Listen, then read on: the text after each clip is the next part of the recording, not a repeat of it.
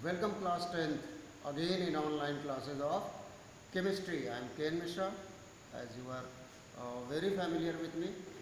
Students, at present we are revising whatever your syllabus in chemistry. As I told you in earlier classes that your syllabus due to COVID-19 is deleted. Some portion of your syllabus is deleted. In deleted syllabus, as far as chemistry is concerned, carbon and its compound chapter is deleted. तो फिर बची क्या रहा है? Carbon and it's compounds जब delete कर देंगे, ये चैप्टर हम लोग पहले ही पढ़ चुके थे. मेटल एंड ये चैप्टर हम लोग पढ़ चुके थे, एसिड बेसिस एंड सॉल्ट. इसके बाद मेटल एंड नॉन मेटल भी डिलीटेड है. हम लोग को एक ही चैप्टर और पढ़ना है, पीरियोडिक क्लासिफिकेशन ऑफ एलिमेंट्स. केवल यही पढ़ना है. इसके बाद हम लोग ये जब चैप्टर रिवाइज कर लेंगे तो स्टार्ट करेंगे लास्ट चैप्टर. हम कल आपसे बताए थे कि शायद आप लोगों का एग्ज़ाम भी 5, 6, 7 में हो जाए, FA2 का एग्ज़ाम. तो इसलिए एकदम प्रिपेयर किए रहिए अपना syllabus. Now come to today's topic, revision about importance of pH in our daily life. What is pH? As you know students, pH is power of hydrogen. इस pH का क्या इंपॉर्टेंस है? pH कैसे हम पता करते हैं? लिटमस सोल्यूशन से हम pH पता करते हैं. लिटमस सोल्यूशन से जब pH पेपर हम बना लेते हैं, उस pH पेपर से हम पता करते हैं कि गिवन सोल्यूशन का पावर ऑफ हाइड्रोजन कितना है. और शायद आप लोगों को पता होगा, कोई भी चीज़ जब न्यूट्रल होती है, जैसे अभी हम आगे सॉल्ट रिवाइज करेंगे, स्ट्रॉन्ग सॉल्ट्स जो हैं उनका pH लगभग अप्रॉक्सीमेटली 7 होता है, यानी कि वो न्यूट्रल होते हैं. तो जिसका pH 7 हो वो न्यूट्रल. आपके घर में जो पानी आता है उसका pH 7 होता है, नॉर्मल.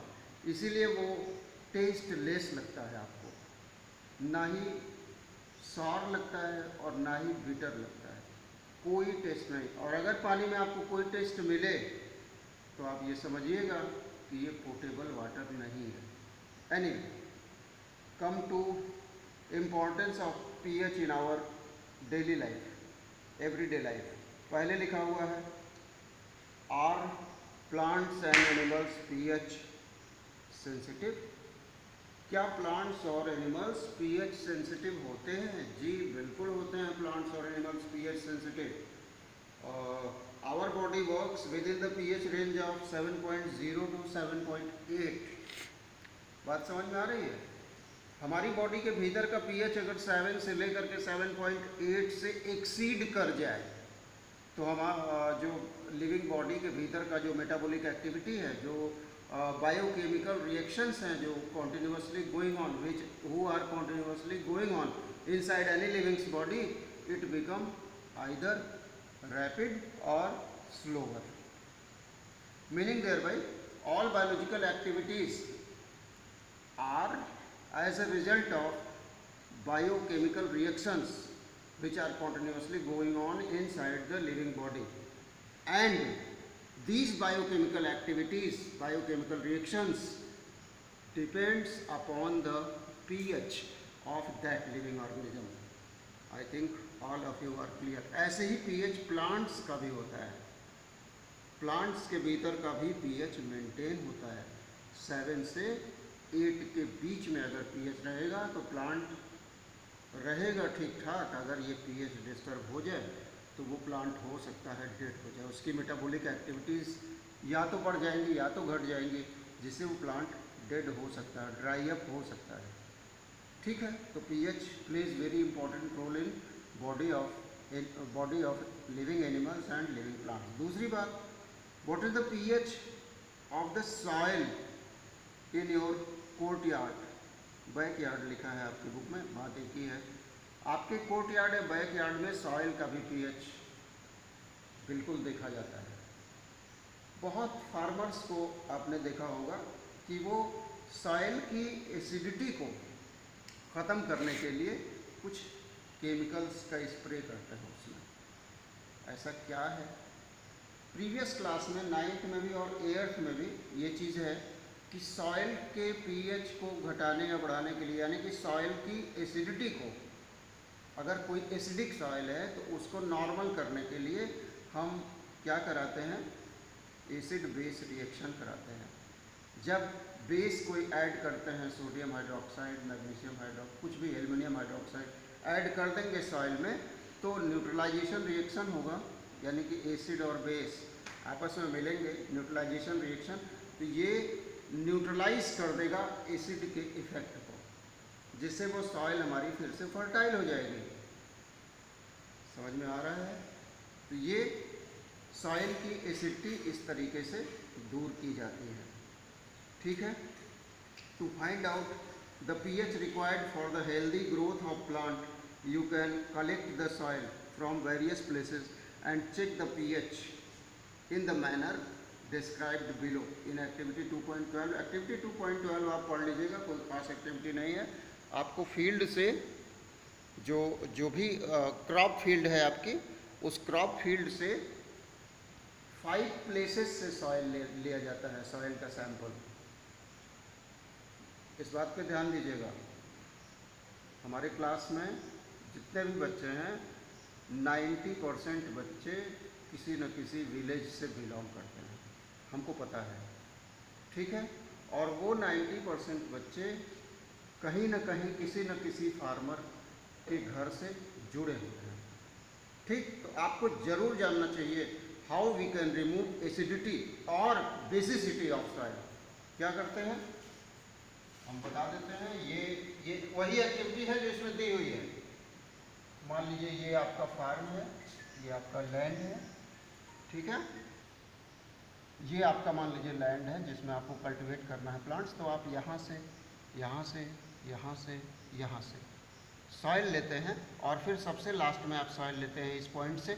इन 5 जगह के सॉइल को एक साथ मिक्स कर देते हैं और मिक्स करने के बाद उसमें से थोड़े से सॉइल को का पीएच आप चेक करते हैं। तो उस सॉइल का जो पीएच आता है वही आपके इस लैंड का पीएच है। You are so lucky that you are having soil checking office in your district. ठीक है? सॉइल रिसर्च सेंटर इन बस्ती डिस्ट्रिक्ट हर डिस्ट्रिक्ट में होता है, यहाँ पे भी है, यहाँ एक्टिव है, बाकी सब जगह पैसिव रहता है। PH in our digestive system, ये शायद समझ में आ गया होगा।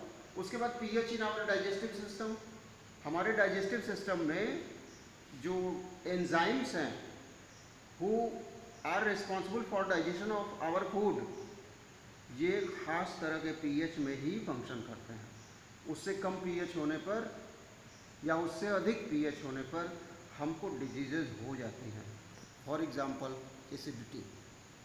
तो हमारी बॉडी में भी, हमारे डाइजेस्टिव सिस्टम में भी ये मेंटेन होना चाहिए। PH change is the cause of tooth decay. Dental floss आपने पढ़ा है, टूथ डिके भी आप ज़रूर जानते होंगे। रात में कभी कैडबरीज की टॉफ़ी खा के नहीं सोना चाहिए, बचपन से सिखाया जाता है। क्यों? ऐसा क्यों? आपको शायद पता होगा, हमारे माउथ में खास तरह के बैक्टीरिया रहते हैं। ठीक? अगर उस टॉफ़ी का, उस कैंडी का थोड़ा सा भी पार्ट आपके दांतों के बीच में फंसा हुआ है, उस पर सलाइवा जाता है, रात भर सलाइवा जाएगा क्योंकि आप सो गए। ठीक? और वो बैक्टीरिया जो प्रेजेंट हैं इनसाइड आवर माउथ, वो उस कैंडी के शुगर को ब्रेक करेंगे। ब्रेक करेंगे। ब्रेक करने से क्या होगा? टूथ में डिके होगा, यानी कि हमारे टूथ में गड्ढे बन जाएंगे सॉकेट्स टाइप के, जिससे सड़न पैदा होगी। और इसी कंडीशन को हम कहते हैं डेंटल कैविटीज़। ठीक? So it is responsible for dental cavities also, tooth decay also. Self defence by animals and plants through chemical warfare. Self defence, जैसे एक प्लांट के बारे में हमने बताया था आपको, एक बार फिर देखिए, याद कर लीजिए। ये जो प्लांट है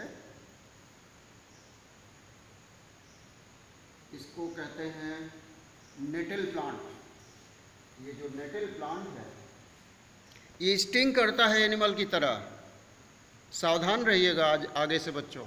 ये स्टिंग करता है और इसकी स्टिंग में एसिड होता है, ठीक है। जब भी इसको आप टच करेंगे तो इरिटेशन होगा, जहाँ टच करेंगे वहाँ इरिटेशन होगा। तो इस नेटल प्लांट से सावधान रहिएगा। इसके बाद अब आगे कुछ क्वेश्चंस लिखे हुए हैं, इन क्वेश्चंस का सलूशन जरा उनको भेजिएगा आज। तो do 1 2 3 4 do these 4 questions given on page number 28। This is your homework. और इसके बाद है आपका मोर अबाउट सॉल्ट्स। ये मोर अबाउट सॉल्ट्स हम लोग पढ़ेंगे नेक्स्ट ऑनलाइन क्लास में, ठीक है। Do questions given on page number 28, page number 28। और जो भी क्वेश्चंस दिए हुए हैं ये आपका होमवर्क है। This is your homework for today class. This is all for today. Stay home, be safe. Thank you class 10।